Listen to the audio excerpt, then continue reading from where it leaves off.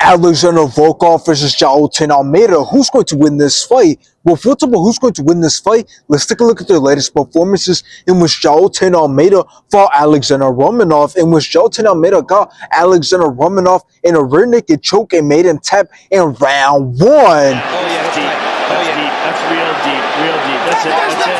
And after this, Jailton Almeida went on to fight Sergey Spivak, in which Jailton Almeida started off very fast, put a lot of punishment on Sergey Spivak, and the wrestling enough and stopped the fight in round 1. Now let's take a look at Alexander Volkov's latest performances, in which he fought Sergey Pavlovich, in which Alexander Volkov started off great, took control of the whole entire fight, completely outlanded Sergey Pavlovich, and Alexander Volkov won by decision. Alexander Drago! And after this, Alexander Volkov went on to fight Suragan for a second time, in which it was a very close fight. Both started off very fast, both went back and forth, both landed some great shots and kicks, but Suragan won by decision. Sarah Bogomedov!